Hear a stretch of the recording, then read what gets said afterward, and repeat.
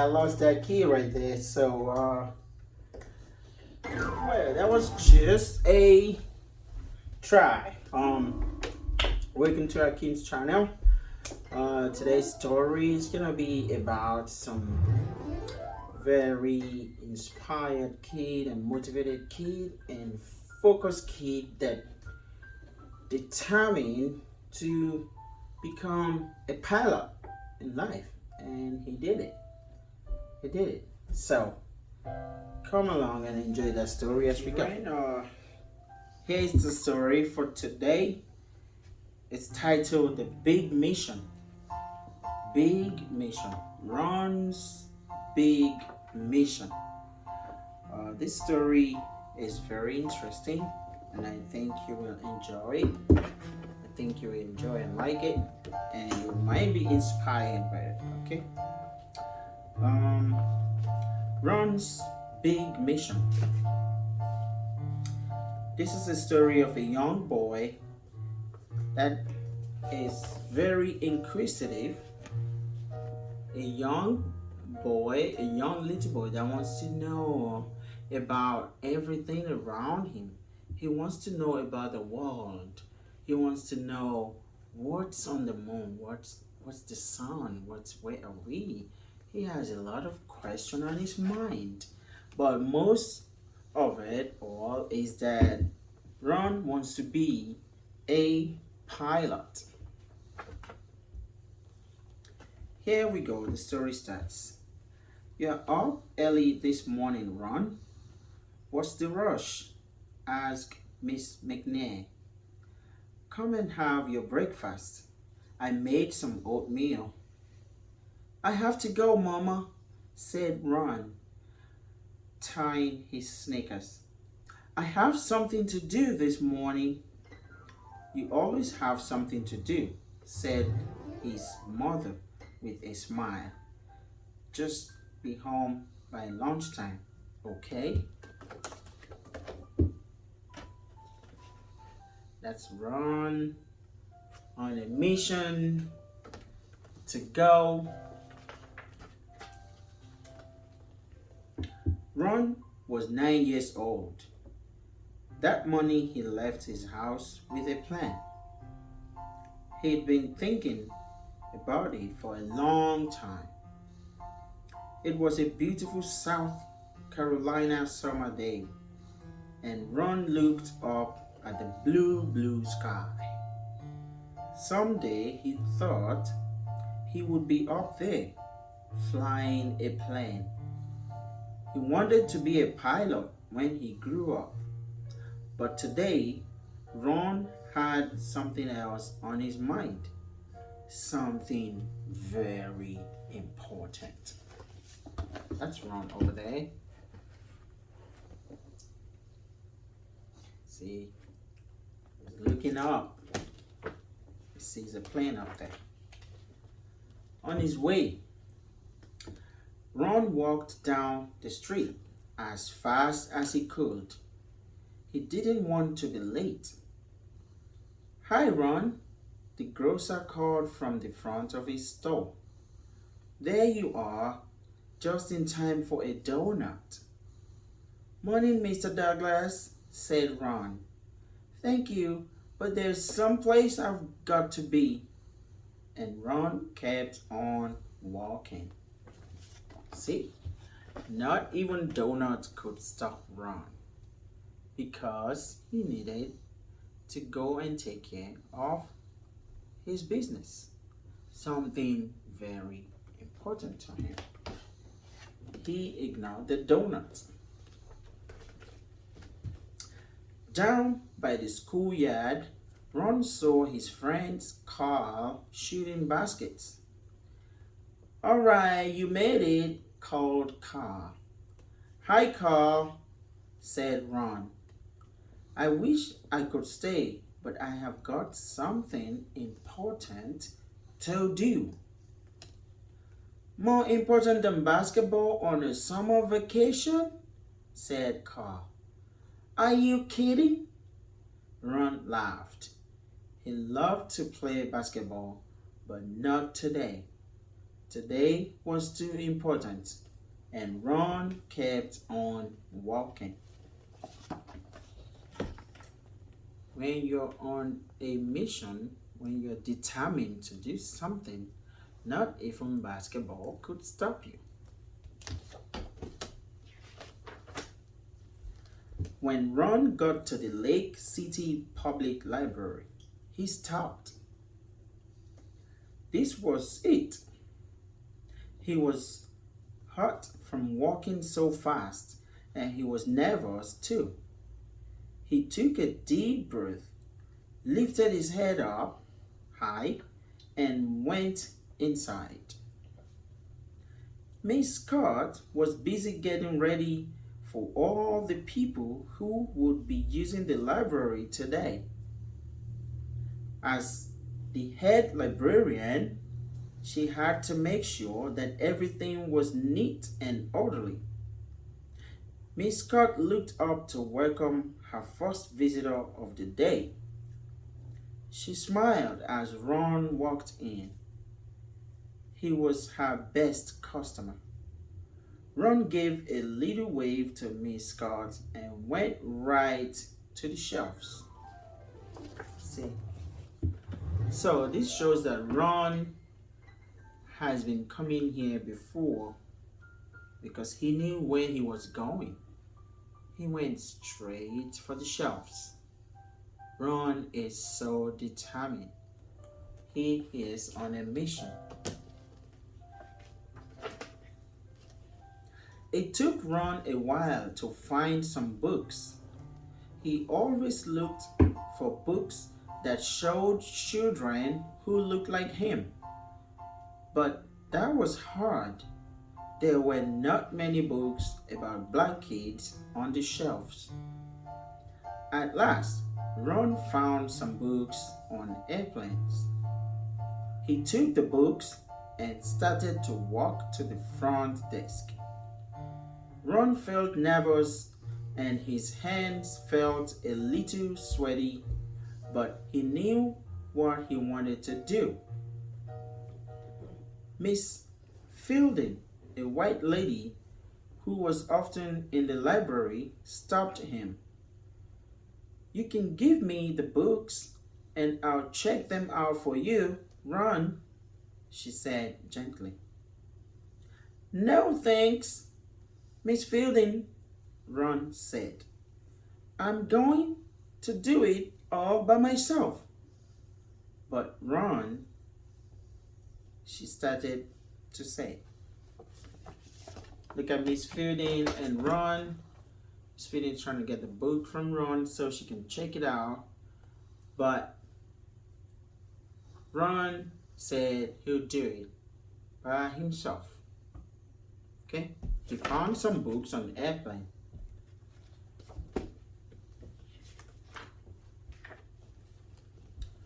Ron was already on his way to the front desk. He put the books on the counter. "I'd like to check this out, please," said Ron. The desk clerk didn't look at him. "Didn't she hear me?" Ron wondered. Ron knew what he had to do. See, as Ron placed the books on the counter to check it out, the desk lady did not respond. We don't know if she had seen him or not, but Ron knew what to do since he felt no one was listening. He jumped up on the counter. He wanted the desk clerk to know he was serious. "I'd like to check out these books," he said quietly. At first, the desk clerk and Miss Scott just looked at her, at him, and at each other. "You know you can't check out books, Ron," said Miss Scott. "You can read them here. That's the rule. Only white people can check out books from the library. Ron looked at Miss Scott and desk clerk politely, but he would not budge. I always read them here.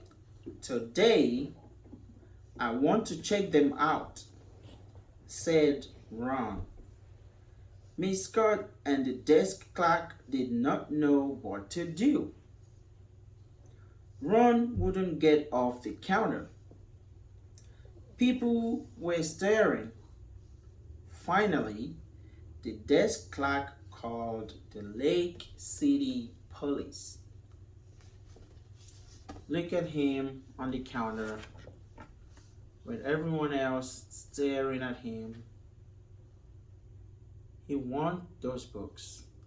He's been reading the books in the library in the past, but today he wants to check them out.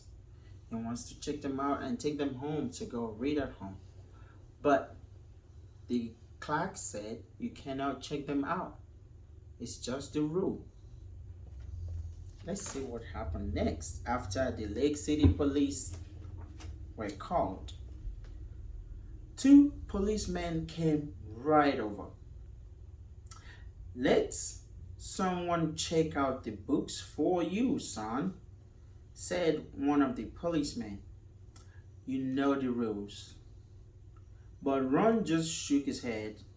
He would not budge. See, Ron refused to let go of the book, even when the police arrived, and the desk clerk was mad.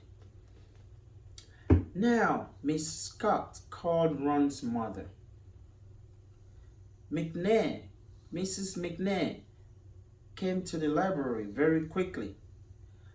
I know how you feel, baby, she said, but you have to follow the rules. I can't, Mama, Ron told her. It's wrong. The rules are not fair. Why can't I check out books like everyone else? No one said anything. Not the desk clerk, not Mrs. Scott, not the policeman, not even Ron's mother. Mrs. Scott looked at Ron. She thought about all the times that Ron came into the library and all the times he sat at the tables for hours looking over so many books. He was her best customer, and she knew what she had to do. See, this is the scene right here when everybody didn't know what to say when Ron asked the question, why can't I check out the book like everyone else? They were all looking at each other and didn't know what to say. Nobody. Mrs. Scott walked back into the office and started writing. Ron wondered what she was doing. Look at she went back to her office and she started writing something. We don't know what it is. Let's find out what it is she was writing. Mrs. Scott returned and handed Ron a library card. His library card. Ron looked at Mrs. Scott and smiled.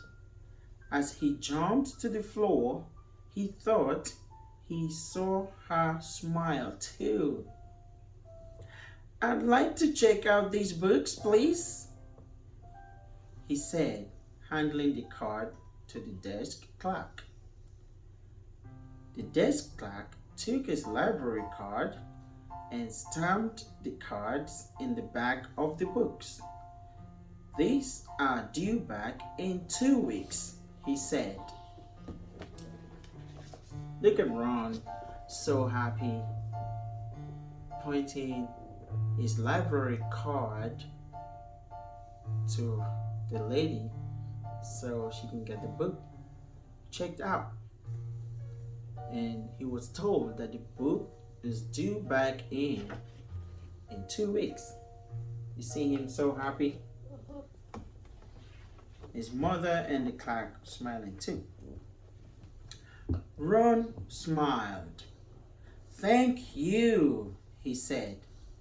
He tucked the books under his arms and took his mother's hand. Together, they walked home. Ron couldn't wait to get to his room. Look at them going home on the street, walking back home, and Ron appears to have seen something in the sky that looks like a plane. And after they go home and Ron got in his room, he opened to page 1. Look at him. He is so determined. He was focused. He determined to get the book, and he got the book. He was focused, and after getting home, he opened to page 1 and started reading the book.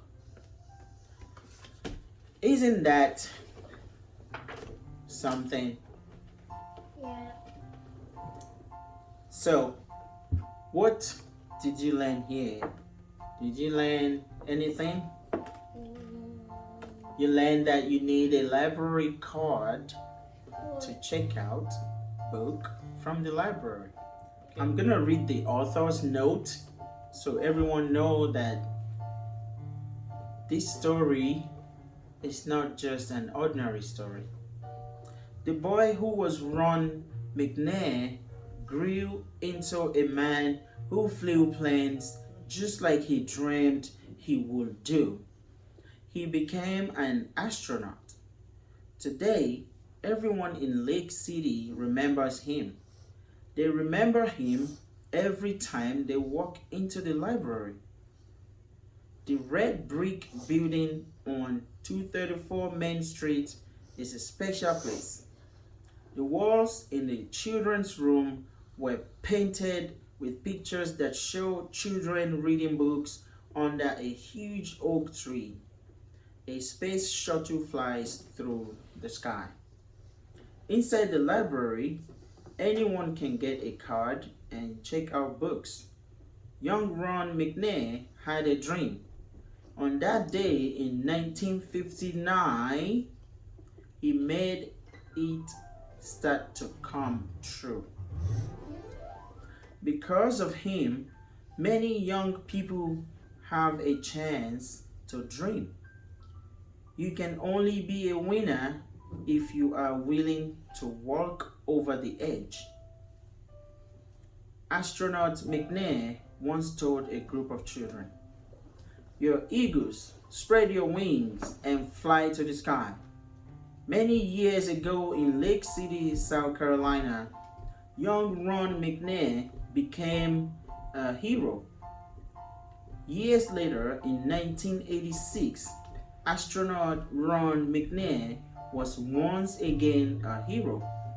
He lost his life when the space shuttle Challenger exploded on January 28, with the loss of the entire crew. The Lake City Public Library is dedicated to astronaut McNair. This story is a fictionalized account of a real incident in Ron McNair's life. There are several versions of this story. This version comes from interviews with Ron's mother, the late Mrs. McNair, and Gloria Wilson, administrative assistant to the director of library systems in Florence County, South Carolina, and Gloria Tisdale, of the Lake City School District. We thank them for their help in reconstructing this inspirational story. Except for Mrs. McNair and Ron, all of the character names are fictional. Look at Ron's picture when he grew. That's the real picture of Ron when he became end of the story. I hope you will be determined and you will be focused and you will be able to achieve what you desire that you want. Okay. Thank you for watching. Bye bye. Bye.